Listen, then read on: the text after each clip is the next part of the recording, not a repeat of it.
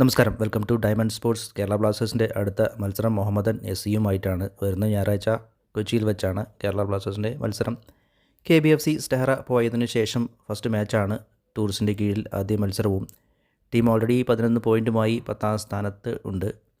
ടൂറിസ്റ്റിൻ്റെ ഫോർമേഷനും 4-3-3 ആണ്. സ്റ്റെഹറയുടെ കീഴിലും അതേ ഫോർമേഷനിൽ തന്നെയാണ് കളിച്ചുകൊണ്ടിരുന്നത്. അതുകൊണ്ട് മിഡ്ഫീൽഡും അറ്റാക്കും ടൂറിസ്റ്റിന് വലിയ പ്രശ്നമില്ല. ടീം ഓൾറെഡി അതിൽ നല്ല രീതിയിൽ തന്നെ പെർഫോമൻസ് കാഴ്ചവയ്ക്കുന്നുണ്ട്. ഡിഫൻസിൽ വരുന്ന എററും ഗോൾ കീപ്പിംഗ് എററിനും ഒരു പരിഹാരം കാണാൻ സാധിച്ചാൽ തന്നെ ടൂറിസ്റ്റിന് ഈ മത്സരം വിജയിക്കാൻ സാധിക്കും. മുഹമ്മദൻസിലേക്ക് വന്നാൽ അവരും 4-3-3 ഫോർമേഷനാണ്. അവർ നിലവിൽ 5 പോയിൻറ്റുമായി ടേബിളിൽ അവസാന സ്ഥാനക്കാരാണ്. എന്നിരുന്നാലും അവരുടെ ആദ്യ മത്സരം മുതൽ നോക്കിയാൽ പതിയെ ഇംപ്രൂവ് ആയി വരുന്ന ടീമായിട്ടാണ് കാണാൻ കഴിയുന്നത്. അവസാനം അവർ കളിച്ച മുംബൈയുമായുള്ള മത്സരം തന്നെ പൊരുതിയാണ് തോറ്റത് 1-0. അതിന് കാരണം തന്നെ അവരുടെ നിലവിൽ ശക്തമാകുന്ന കാരണം അവരുടെ ഡിഫൻസും ഗോൾ കീപ്പറും തന്നെയാണ്. പോസ്റ്റിന് കീഴിൽ ഭാസ്കർ നല്ല പ്രകടനമാണ് കാഴ്ചവെക്കുന്നത്. ഇതുവരെ അവർ വഴങ്ങിയ ഗോളുകളെല്ലാം തന്നെ ഗോളിക്ക് യാതൊരു സാധ്യതയും ഇല്ലാത്ത ഗോളുകളാണ്. നല്ല രീതിയിൽ തന്നെ സേവുകൾ ചെയ്യുന്നുണ്ട്.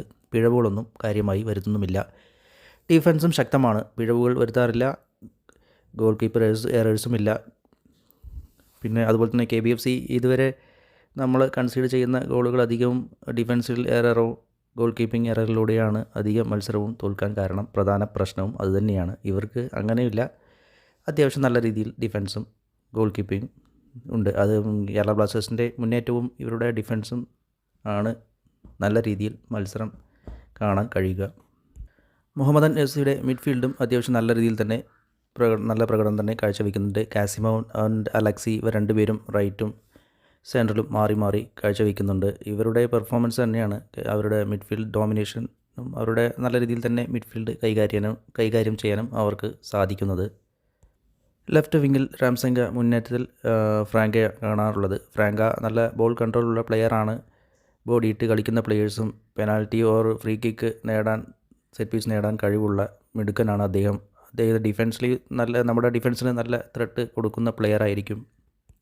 ചില മത്സരത്തിൽ ഫ്രാങ്കോ ലെഫ്റ്റ് വിങ്ങും മൻസോക്കി ഫോർവേഡുമായി കളിച്ച് കാണാറുണ്ട്. മൻസോക്കി നല്ല കൗണ്ടർ അറ്റാക്കിന് പറ്റിയ ഫോർവേഡാണ്. അതുകൂടാതെ നല്ല ഹെഡർ ഗോൾ കപ്പാസിറ്റി ഉള്ള പ്ലെയറാണ്.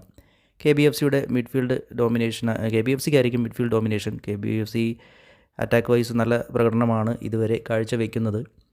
അതുകൊണ്ട് കേരള ബ്ലാസ്റ്റേഴ്സിൻ്റെ മിഡും അറ്റാക്കും കോച്ചിന് അധികം ത്രെട്ടുണ്ടാവില്ല.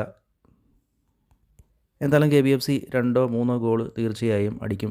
KBFCയുടെ പോരായ്മ KBFC നിലവിൽ പിഴവുകളിലൂടെയാണ് ഗോളുകൾ അധികം നേടുന്നത്. ഡിഫൻസിലെ ആ ഒരു പ്രശ്നവും പരിഹരിക്കാൻ സാധിക്കണം. അതുപോലെ ഗോൾ കീപ്പിങ്ങിലും നല്ല രീതിയിൽ പ്രകടനം സച്ചിന് കാഴ്ചവെക്കാൻ സാധിച്ചാൽ തന്നെ കേരള ബ്ലാസ്റ്റേഴ്സിന് വിജയിക്കാൻ 90% സാധ്യതയുണ്ട്. എന്തായാലും ഈ വീഡിയോയും ചാനലും ഇഷ്ടപ്പെട്ടാൽ ലൈക്ക് ചെയ്യുക, സബ്സ്ക്രൈബ് ചെയ്യുക.